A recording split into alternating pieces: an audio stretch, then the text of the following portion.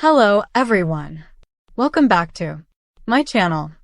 I hope everyone is having a wonderful day. Before starting the video, please subscribe and keep watching for more detailed videos. You ever have one of those moments where you think a big traumatic event will flip someone's life upside down? Maybe make them reevaluate choices, change relationships, maybe even find redemption? In soap operas especially, that's a favorite trope. Character gets shot, wakes up a little different. But what if it does nothing? What if after all the pain, the danger, the questions, it changes nothing at all? That seems to be where General Hospital is going with Drew Cain. Drew Cain, played by Cameron Matheson, was ambushed and shot in a cliffhanger-making moment, the kind of thing audiences expect to be a turning point. He'd been antagonistic, using his role in government to blackmail people, poking into insurance fraud, causing conflicts with many around him.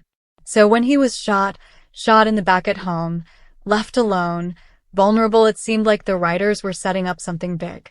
Maybe guilt. Maybe humility. Maybe a shift. But here's the thing. By a lot of fan reactions, there's been almost no change in Drew's behavior now that he's had this dramatic near-death event. Lots of viewers said they thought once Drew got shot, he'd come around in some way. That the violence and betrayal he'd caused might finally catch up to him in a way that made him reflect. Yet instead, he's pretty much the same. Same accusations. Same plotting. Same arrogance.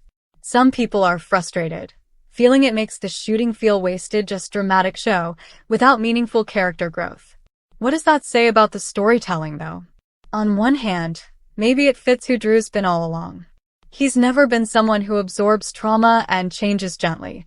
His behavior, manipulation, blackmail, being antagonistic has been part of his core for quite a while now. So maybe the writers want to underline that some people don't change just because something bad happens.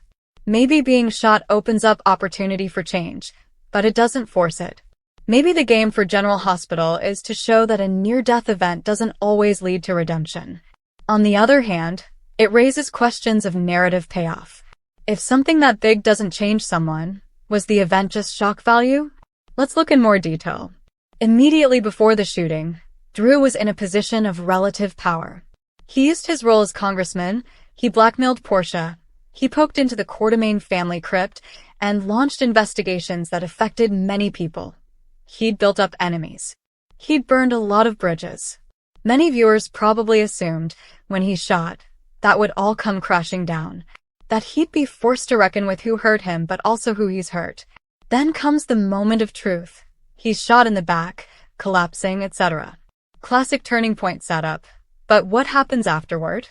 If there's no visible change in his personality or his relationships, if he resumes his old tactics, then for many audience members, the shooting loses some of its emotional impact. Because the weight of such an event is tied to change. Without change, it's just spectacle. Fans have commented exactly that. One quote, "I thought Drew would change once he got shot, but he's still the same old Drew," accusing Michael going back. Others say, "Well, so much for thinking getting shot would make Drew a better person. Still the same that he was before. You sense a pattern. They wanted transformation, they got continuity." Now, what are the possible reasons? Why might the writers choose not to change Drew after the shooting? First, there's tension. Having a character stay morally complex, or even villainous, keeps the stakes high. If he just becomes meek or repentant, some of the conflict evaporates. For a soap like General Hospital, drama depends on broken trust, betrayal, confrontation. If Drew becomes someone predictable or safe, that's less compelling from a plot perspective. Second, it points to realism, or at least a different kind of realism. In real life, getting shot is traumatic. It can change someone, or it might not. Sometimes people double down on their ways, especially if those ways were tied up in survival or identity. So perhaps keeping Drew largely the same is meant to reflect that human tendency. Adversity doesn't always fix what's broken. Third, it could be that change is coming, just more slowly. Maybe this is just Act 1 of a longer arc. Maybe the writers are laying down that Drew seems unchanged, but the ripples of the shooting, physical, psychological, relational, will emerge gradually. Maybe guilt, trauma, fear will surface in different ways. Nightmares, trust issues, regret over betrayals, etc. It might not be visible yet, but could be brewing under the surface. Also, there's the dramatic hook. Drew has many enemies. The who shot Drew mystery continues to unfold. So by keeping Drew in roughly the same mindset, suspicious, aggressive, blaming others, the mystery stays alive. Viewers are left asking, who did it? And why? And will Drew suspect the right people? That uncertainty keeps people watching. Now, what are some consequences of this no-change approach? What's gained? What's lost? Keeps tension high.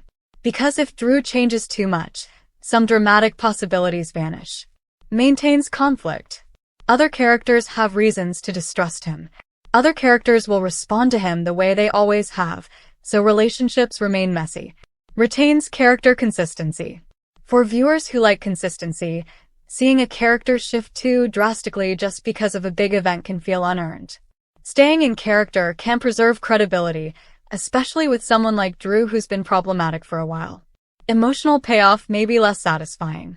Viewers who invested in the idea that trauma would drive redemption may feel cheated if there's no sign of it. May feel repetitive.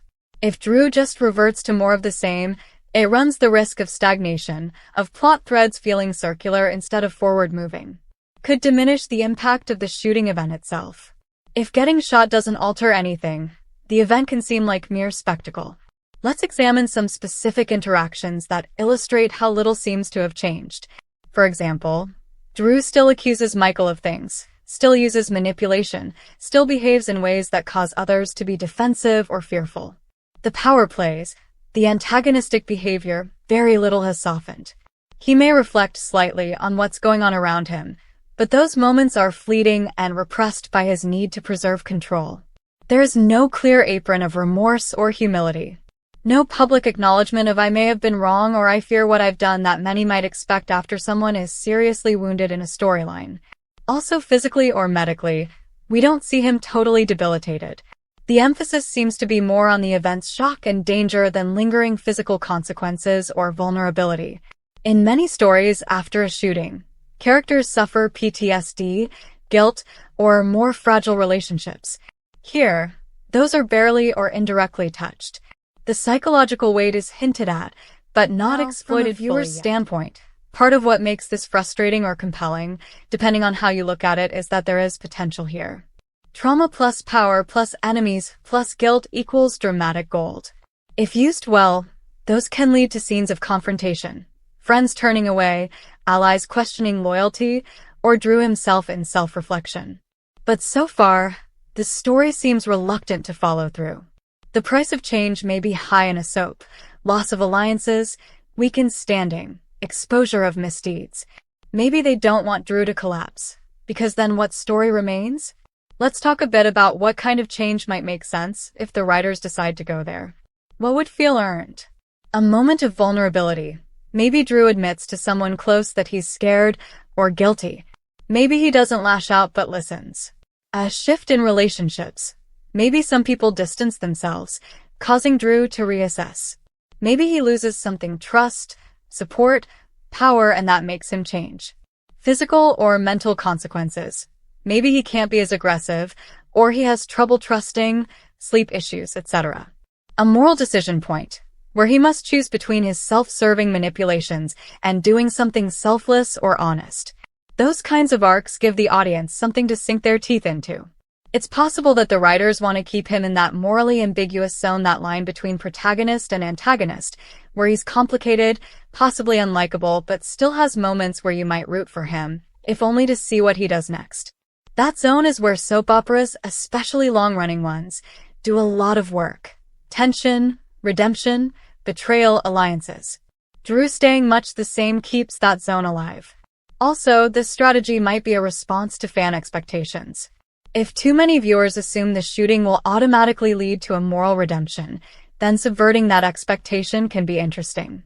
It can make for more surprising drama if later, after all the build-up, Drew does change, but whether that change is real, or an illusion, or comes at a cost, that's where the storytelling can be richer. So, does getting shot did nothing to change Drew represent lazy writing, or strategic patience, or even realism? Probably a bit of all. It might feel frustrating if you want a big arc, but it also might be what makes this version of Drew compelling.